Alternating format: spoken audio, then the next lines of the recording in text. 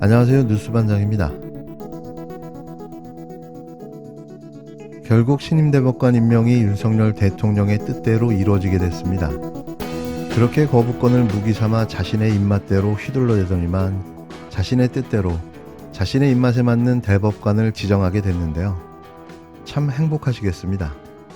이로써 사법부마저 완벽하게 장악하게 됐는데요. 이 나라는 과연 어디로 가는 걸까요? 오는 7월 퇴임을 앞둔 조재현 박정화 대법관의 후임 후보로 서경환 서울고법 부장판사와 권영준 서울대 법학전문대학원 교수가 임명 제청됐습니다. 앞서 윤석열 대통령의 특정 후보들에 대한 임명 거부 검토설까지 흘러나오는 등 대법원과 대통령실의 신경전이 이어졌는데요. 결국 대통령실 뜻대로 된 모양새입니다. 대통령실의 대법관 인선 개입 우려가 현실이 됐다는 점, 여성 대법관 후임으로 남성을 제청했다는 점 등을 두고 비판이 일고 있는데요. 대법원은 9일 김명수 대법원장이 윤석열 대통령에게 서경환 부장판사와 권영준 교수를 대법관 후보로 임명 제청했다고 밝혔습니다. 김 대법원장은 두 후보를 사법부 독립과 국민의 기본권 보장을 위한 확고한 신념, 사회적 약자에 대한 배려와 소수 인권 의지를 갖췄다며 다양성을 담아낼 수 있는 식견, 변화를 읽어내는 통찰력을 갖추고 해박한 법률 지식과 합리적이고 공정한 판단 능력을 겸비했다고 제청 이유를 늘어놓았는데요. 이번 대법관 후보 제청을 둘러싸고 김 대법원장이 소신을 꺾고 윤석열 대통령의 뜻을 거르지 않는 카드를 내놓고 말았습니다. 김명수 대법관마저 윤석열 대통령에게 무릎을 꿇고 말았는데요. 참 어이가 없고 기가 막힙니다. 앞서 대법관 추천위원회가 대법관 후보를 8명으로 좁힌 뒤 윤 대통령이 이념 성향을 이유로 특정 후보에 대한 임명 거부를 미리 검토했다는 보도가 나오기도 했는데요. 대법원과 대통령실의 갈등설이 수면 위로 떠올랐고 대통령실이 코드 대법관을 꼽기 위해 임명 절차가 시작되기 전부터 언론 프레이에 나선 것이 아니냐는 해석과 함께 대법관 후보 추천위를 무력화한다는 비판도 제기됐습니다. 실제로 대통령실이 원치 않았던 것으로 알려진 후보는 이번 임명제청 명단에 포함되지 않았는데요. 쉽게 말해 알아서 긴 겁니다. 대통령실이 꺼린 것으로 알려진 후보가 제청 명단에서 빠지면서 법원에서는 대통령실의 대법관 인선 개입 우려가 현실이 됐다는 평가가 나왔는데요.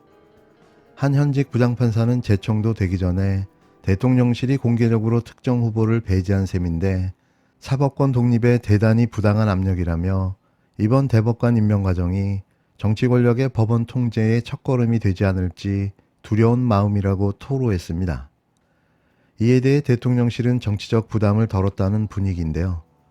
앞서 대통령실은 대법원장의 제청을 받아들이지 않을 경우를 고려해 법률 검토까지 마친 상황이었던 걸로 알려졌습니다. 윤 대통령은 이르면 오는 12일 두 후보에 대한 임명 동의안을 국회에 제출할 것으로 보이는데요. 국회는 인사청문회를 거쳐 본회의에서 인준안을 표결하게 됩니다.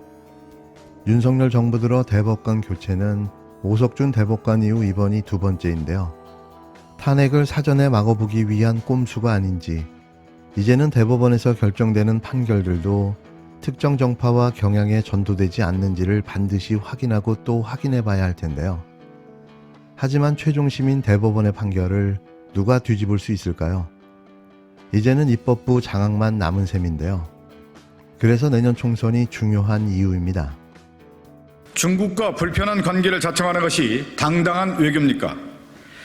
국민의힘이 어제 이재명 대표와 싱하이밍 주한 중국 대사의 회동에 대해 차마 입에 담지 못할 막말까지 동원하며 깎아내렸습니다. 야당이 경색된 한중관계 해소를 위해 팔을 걷어붙이고 돕겠다는데 유한스카이, 삼존대 굴욕 운운할 수 있습니까? 대한민국은 수출로 먹고 사는 나라입니다. 안보는 미국, 경제는 중국이 우리에게 주어진 현실입니다. 그래서 역대 정부는 G2와의 관계를 늘 조심스럽게 관리해왔습니다. 그러나 윤석열 정부에게 대한민국이 취해야 할 실용 외교는 눈을 씻고 봐도 찾아볼 수 없습니다. 오히려 중국을 불필요하게 자극하면서 그것이 당당한 외교라고 합니다. 답답합니다. 대중국 수출 부진에 우리 기업들은 죽을 맛인데 정치적 사안으로 중국을 자극하는 이유가 무엇입니까? 대중국 수출은 아예 포기한 것입니까? 미국조차 중국과 관계 개선을 모색하는데 윤석열 정부 혼자 중국과 싸우려는 것입니까? 세계 경제는 회복하는데 유독 대한민국만 성장률이 떨어지고 있습니다. 수출이 어려워 나라 경제가 어려워지는 이유를 국민은 다 아는데 정부와 여당은 모르는 것 같아 참담합니다. 경제를 책임져야 할 집권 여당이 나라 경제에 보탬이 되지 못할 망정 손해만 끼치고 있습니다. 수출이 주저앉고 나라 경제가 흔들려야 정신을 차릴 생각입니까? 윤석열 정부는 검사 정권임을 입증이라도 하려는 듯 세상을 적군과 악원으로만 구분하는 맹목적인 이분법으로 대한민국 외교를 망치고 있습니다. 어제 이재명 대표와 싱하이밍 중국 대사의 대화를 트집 잡기 전에 중국의 한한령 재현 가능성에 대한 대책은 무엇인지 답하십시오. 또한 윤석열 정부는 경제적 피해를 초래하면서까지 왜 중국과 불편한 관계를 자처하는지 이유를 밝히십시오. 8일 윤석열 정부와 국힘당은 이재명 민주당 대표와 싱하이밍 중국 대사가 만나 나눈 대화 내용을 가지고 트집을 잡아 내정 간섭이라며 싱 대사를 초치해 강력 항의했는데요. 중립을 잃은 편향적 외교에 대해 지적한 말을 문제 삼아 야당 대표와 주한 중국 대사 회동을 평가절하하며 비판한 겁니다. 이유는 한 가지였습니다. 중국의 환대를 받고 옳은 소리를 하는 이재명 대표의 모습을 보기가 불편했던 탓이었는데요. 과연 이게 중국 대사를 초치할 일인지, 이게 내정 간섭이라고 볼 일인지 한심하기만 합니다. 결국 중국과의 외교관계는 악화일로로 치달을 수밖에 없어 보이는데요. 뭘 믿고 이러는 걸까요? 중국과의 관계는 이로써 파국을 맞게 될 것으로 보입니다. 간장 종지 정부, 밴댕이 정부, 그게 바로 윤석열 정부입니다. 어제 이동관 특보는 아들의 학폭 은폐 의혹에 대해서 해명하면서 자신의 압력은 없었다라고 밝혔습니다. 하지만 검증이 되면 될수록 방통위 지명까지 갈 것도 아니라 현재 맡고 있는 언론 특보에서도 해임되어야 마땅하다는 생각이 더 많이 드는데요. 무려 8페이지에 걸치는 이 논란에 대한 입장문이라는 걸 냈습니다. 근데 첫 페이지에 보시면 학생들에게 정신적, 실질적 피해로 이어지고 있다는 점이 가장 우려스럽다라고 말씀하셨던데 아이들에게 가장 큰 가해를 가하고 있는 사람은 이동관 본인입니다.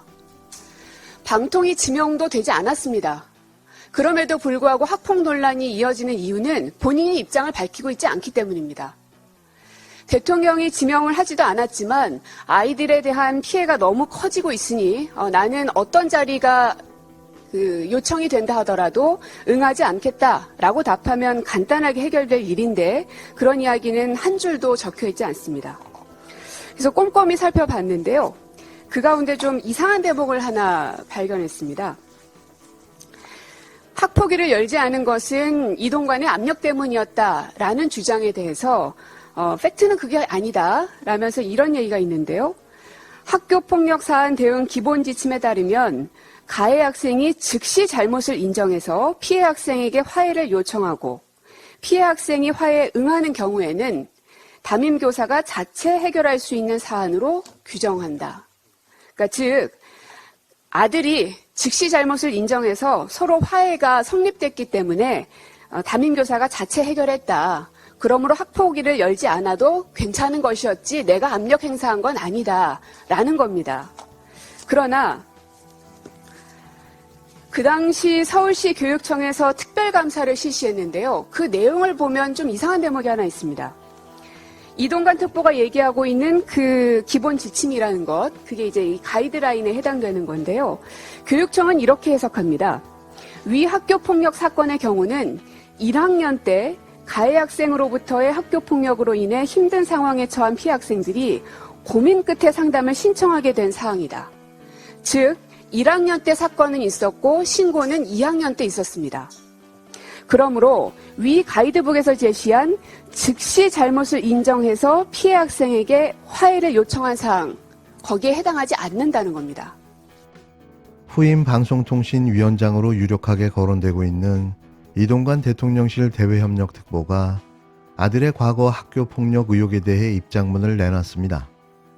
사실관계를 바로잡겠다며 조목조목 밝힌 이 특보의 입장문과 하나고 쪽의 설명이 엇갈리는 부분이 나오기 시작했는데요.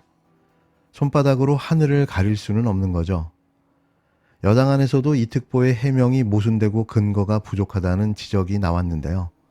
8일 이동관 특보가 자녀 학교 폭력 의혹에 대해 내놓은 입장문, 학교 선도위원회가 퇴학 다음 무거운 징계인 전학 조치를 내렸다고 주장했는데요. 그러나 하나고의 해명은 완전히 달랐습니다.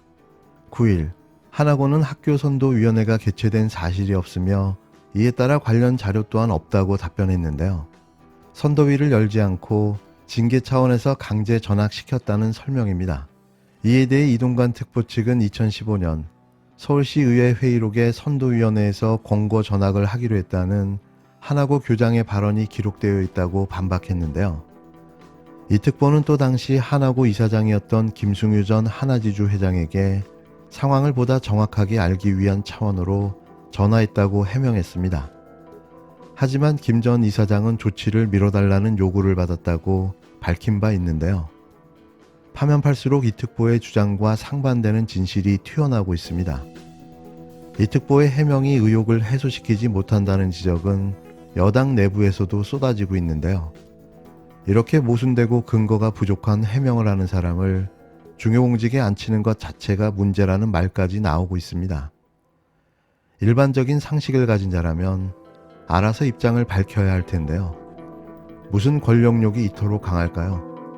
보면 볼수록 놀랍습니다.